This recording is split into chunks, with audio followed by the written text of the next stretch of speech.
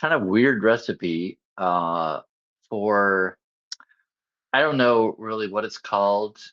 There's probably a name for it. It's kind of a dip, very similar to hummus, but it's involving beets. And I got some beets the other day because I was on a video dyeing some eggs and I wanted to dye them naturally. So I used the stems and the peel from the beets and boiled it and put the eggs in there, and it turned the eggs kind of a reddish color. But I didn't want to just chop up the beets, waste the beets on just dyeing the eggs. But the peels and the stems were enough for it, so it was fine. So then I've got these two kind of smallish, medium size, I guess, beets, and I wanted to do something with them. I haven't traditionally in the past, historically, I guess, it really liked beets much. I think they were kind of plain and just, I don't know, tasted like dirt, basically. I felt like it. And I think maybe it was more because of the way they were prepared. Um, they were usually, when I had them, they were just kind of boiled. I think I've had pickled ones before. Those weren't as bad. And I have candied beets, and those were pretty good. I think they did like when I had them, there were some onions. It was like a beet salad almost, or something like that. It wasn't bad, but just plain beets, eh. So anyway, I roasted these with a little bit of olive oil, and I tasted one, and it was actually pretty good. And I was a little surprised, but besides, that's beside the point. Um, so I roasted one of the beets because I'm going to try this dip, this hummus type recipe, and it involves a beet, obviously. That's why I'm talking about it. And I had some cottage cheese left over. I have, oh, I don't know, it's about maybe 1 1/4 cups of cottage cheese. So this recipe involves a beet and blended cottage cheese as a kind of a dip. Sounds a little odd, but I'm willing to try lots of different things. So I thought I'd try this. So I peeled the beets. Well, I had already peeled the beets because of the dye or whatever, and I chopped them up into like 1 inch pieces. Just chunked them up, wrapped them in foil, put them in the oven at 425 degrees for about 30 minutes. And I'm going to toss them into a little container here.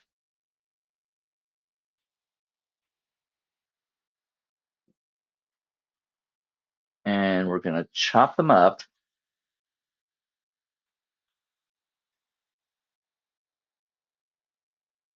Might as well do a little bit of the liquid.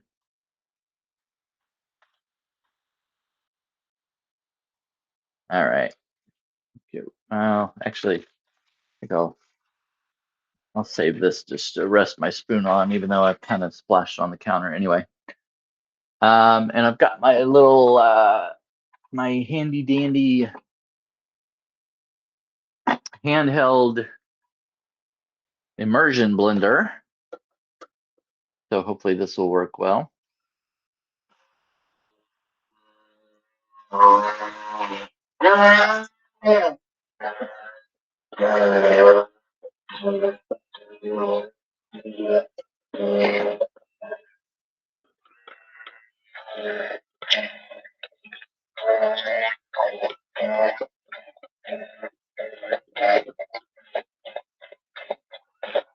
right. So I've got those pretty well chopped up. And just going to stir it around. Oh, I guess it didn't really chop them that well. I need to do it again.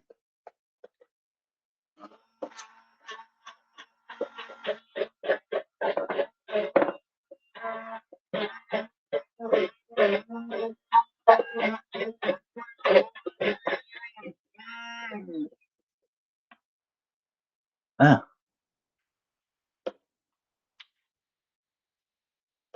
all right.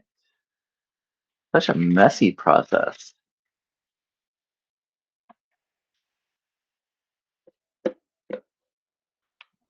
All right, so got them kind of chopped up into chunks.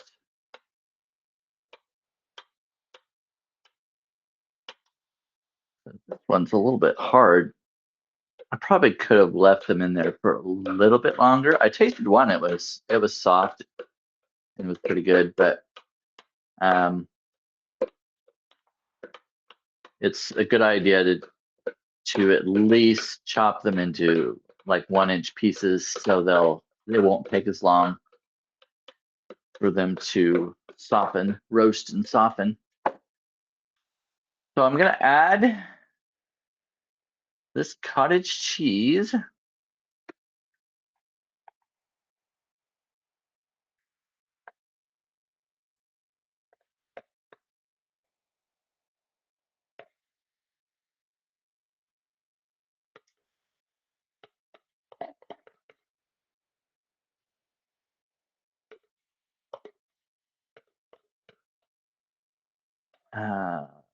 Okay. I like cottage cheese, but sometimes it's, if you've eaten it, I got this big container of it, and I don't know, it just gets kind of dull, just eating plain cottage cheese. So I like to put it in other things. Okay, so I'm adding about, I don't know, a teaspoon, maybe half a tablespoon of olive oil, partly because it looks like that's all I have left. But also, I don't have a lot of cottage cheese or a very large beet, so should be fine. All right, I'm gonna try this again now that the cottage cheese is in there.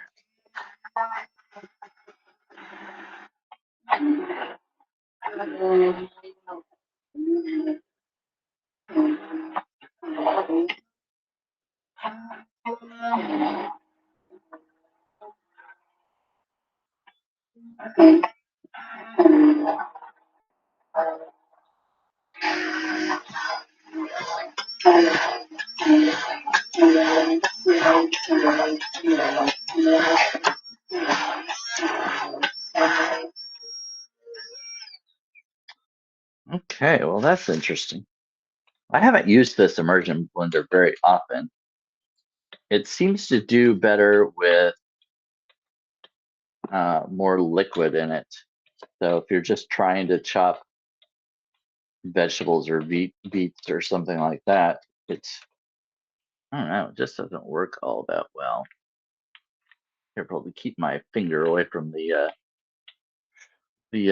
power button while I'm scraping it off here.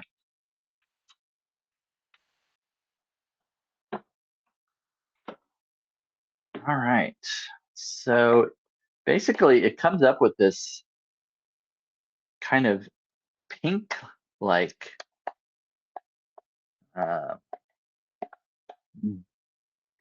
stuff, puree, pink like puree.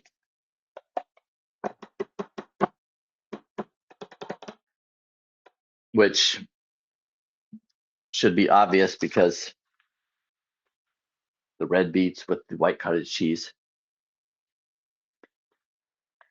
And I'm also going to add about 1/4 of a teaspoon of onion powder and about 1/4 of a teaspoon of garlic powder. Big chunk there. There we go.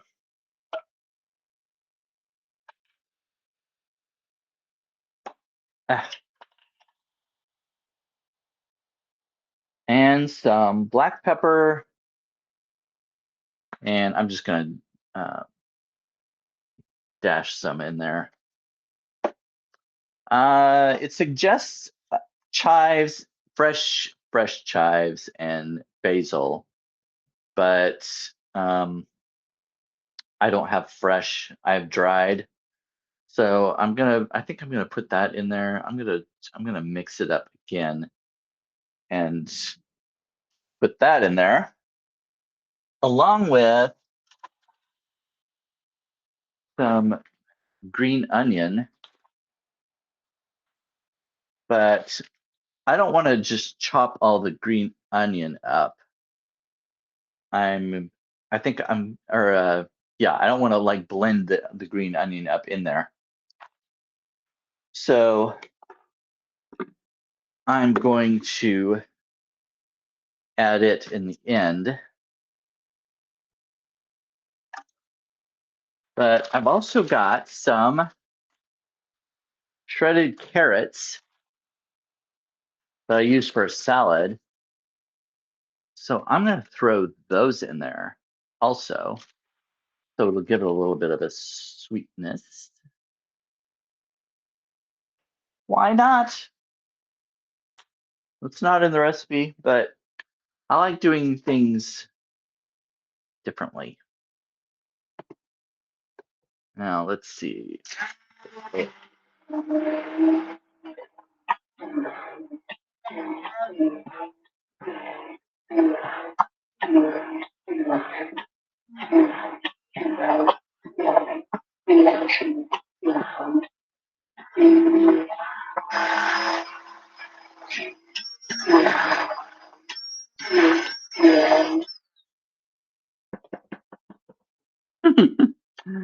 This is like becoming, I don't know, what color is this? Like fuchsia? I don't think you can really see it as well in the video, at least not from what I can see. On my end, the colors look kind of muted. Oh, but you can trust me, the color is very bright, like a very bright pink, or I would call it more fuchsia. All right, so got everything chopped up. So I shouldn't need this thing again. I think I'll just put it away and just use the spoon to stir stuff in.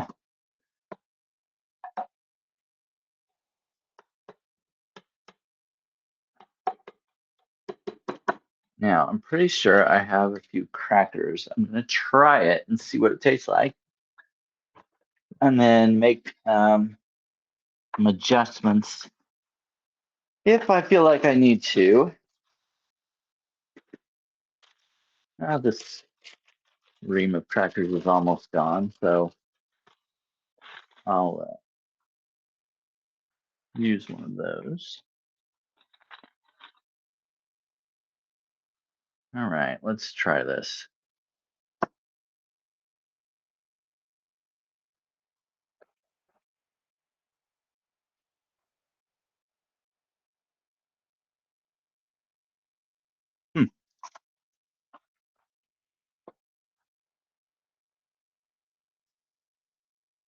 It's not bad, actually.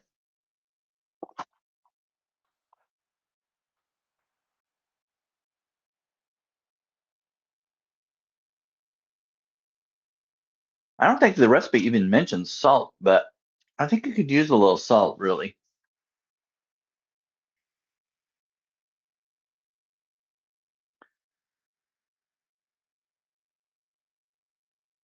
Few dashes of salt. And actually, I think I'm going to dash just a little bit more onion powder and A little more garlic, maybe a couple more dashes of pepper. It's a little bit plain.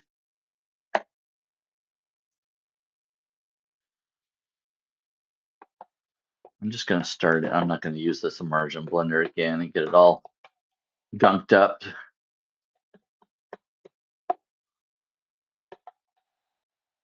So we'll just stir it all in.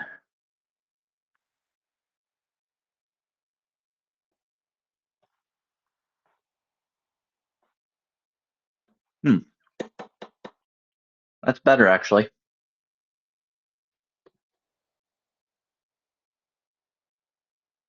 So if you're oh, I'm gonna let my cat in. Well, come on. I'm sorry. Yeah, it started to rain. My cat was wanting in.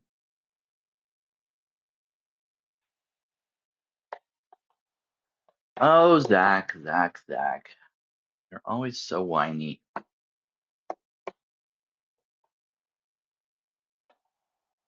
Yeah, that's actually pretty good. The color is just really, mm, really bright. Not a not a color you would find in most foods that you would eat.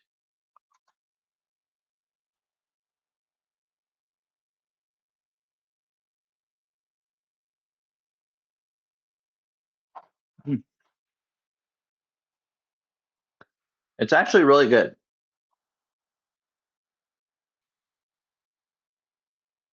And I think I am going to chop up some green onion and just sprinkle that on the top. I don't even know if I'm going to use the chives or the basil because and the recipe it was just for garnish, and I don't really think it needs anything else. But the green onion might give it a little different taste. So I think I'm going to chop some of those up and toss them in, and then I'll put the tops. I'll chop a few of the tops and use those as a garnish.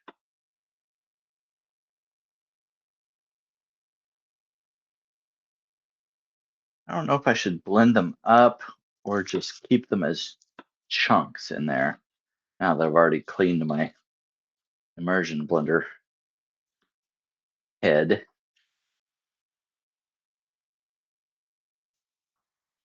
I don't know.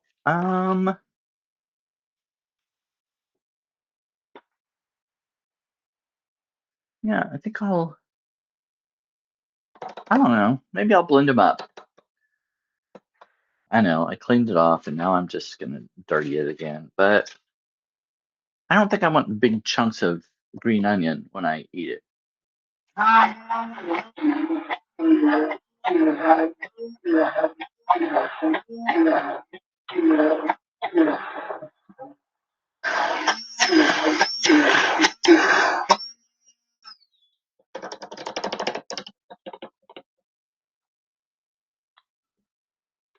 All right, scrape it down once more.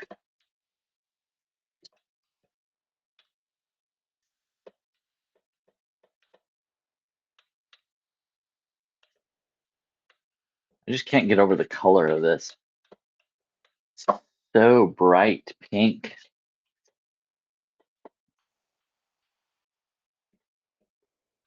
This would be great for like a Valentine's dip or something like that. Like,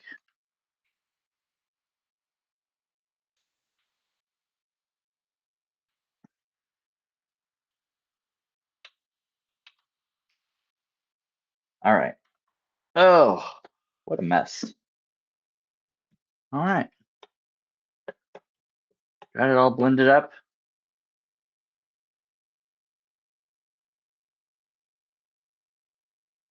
See that?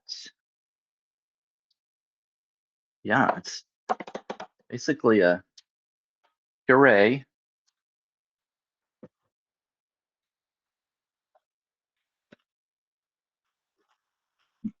Now that I've added the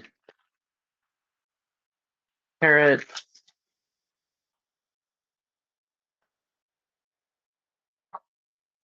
and the green onion, let's try it. Hmm.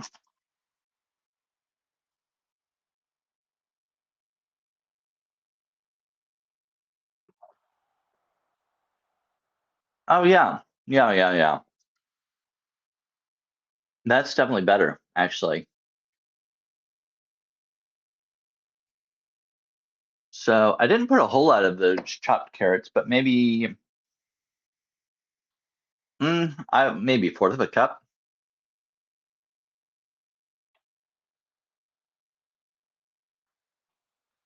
But yeah, I think it's much better. See, one of the reasons I don't like beets all that well, I mean, they're okay. They're just very plain. And cottage cheese isn't real robust flavor. So overall, just blending beets and cottage cheese, even when you add the garlic and onion powder, it's not all that great. But adding the chopped, the shredded carrots and the green onion gave it a different, a little bit more flavor. And I think I like that. So there you go. I guess I'll end this video and I'll share it somewhere, maybe on Sazio. I might do it on Substack too. Who knows? We'll see. But for now, thanks for joining.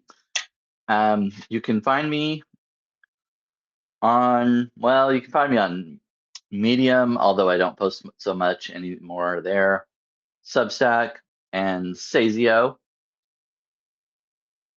I'm on Vocal too, but haven't posted there in forever. Anyway, there you go. Thanks. See you later. Appreciate you watching. Hope you enjoyed the dish. Bye.